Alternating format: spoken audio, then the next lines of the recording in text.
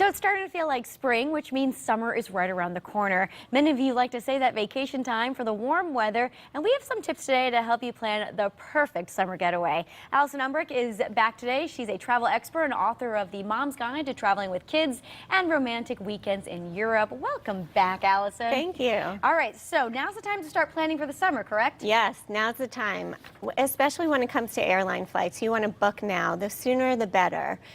Prices fluctuate a lot with airline flights, but a little known fact is if you book a trip and the cost goes down, you may be eligible for a credit. Oh, really? Yes. You just have to call? Is that how it works? You just have to call, and there's a great website out there called yapta.com. It's yapta.com.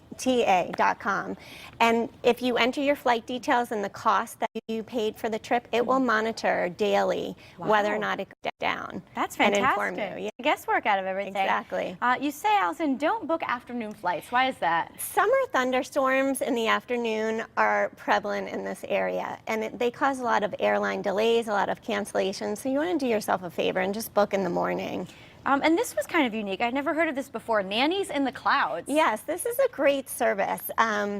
Where you can, especially for mothers traveling with kids, if you enter your flight details into this service, you register with the website called Nannies in the Clouds.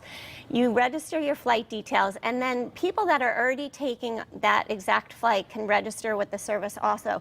People like grandmas or college students that want to be babysitters, and they'll lend a helping hand to you, and you pay them. But it's a great service. Definitely, when you're traveling alone with kids, you can always use that extra hand. Sure. So, okay, maybe traveling by air is not for you and you want to do a summer getaway in the car. Yes. You got to get the car in tip-top shape, right? You do. I mean, the last thing you want to do is load the family in the car for this long road trip and be stuck on the side of the road with car trouble. You definitely want to get your car tuned up, get an oil change, make sure it's in good shape before you leave. Avoid traffic. You don't want to leave during rush hour. Absolutely. You do not want to hit traffic if you can avoid it. So one thing I recommend is, obviously, if I'm driving south from here, I'm not going to leave at 5 o'clock on a Friday afternoon because I'll hit New York City traffic. Sure. But I also need to realize that if I leave at 12 or 1 o'clock on a Friday afternoon, and I'm driving through Washington, D.C., I'm going to hit rush hour traffic there. So you really want to plan ahead to the major cities that you're going through so you don't hit the rush hour there. And in case you don't want to put the miles on the car, renting is an option, right? Definitely. A lot of people don't want to put the wear and tear on the car or the mileage, so consider renting a car. It's a great idea. And you definitely want to do your research with renting a car. There's tons of coupons out there for renting a car, and you can really save a lot of money. And you mentioned that checking out social media is a great way to find some deals. It is. Services like Groupon Getaways and LivingSocial.com, they offer some great deals, especially if you can be flexible with your travel.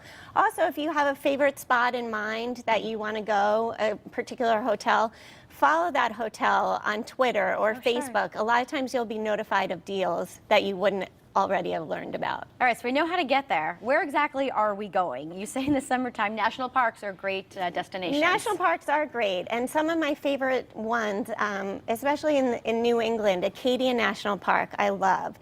You can go and stay in Bar Harbor. There's some great B&Bs there. You can go and have your lobster and blueberries in Bar Harbor's great restaurants and shops there. And it's easy access to Acadia National Park. You can go hiking, biking. My husband and I went rock climbing there. Really, really a great destination there. Fantastic. And if we want to leave the north. Yes, yes. The Grand Canyon is one of America's biggest tourist destinations. But it's a great option for the summertime if you want to take the kids. A little known fact for the Grand Canyon is that the average viewing time outside of a vehicle is 17 minutes. That's it, because people are traveling from buses from Las Vegas or Phoenix, and they just get that short amount of time.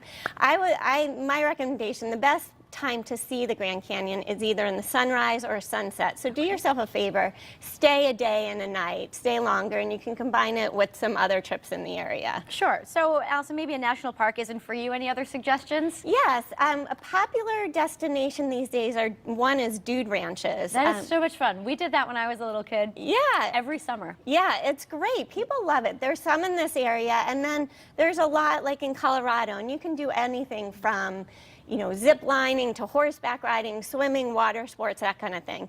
Another great option is in the summertime, a lot of ski resorts turn into summer destinations. Oh, okay. So in this area, Vermont, New Hampshire, and also out in Colorado, Utah, I'm actually going to Park City and to Jackson Hole this summer as a summer destination. There's a lot of great options for summer activities. Very good, Allison. We're just about out of time. Thank you so much for the advice. Thank you. All right, stay with us. All the information is over at WTNH.com, and we'll be right back after the break. Don't go anywhere.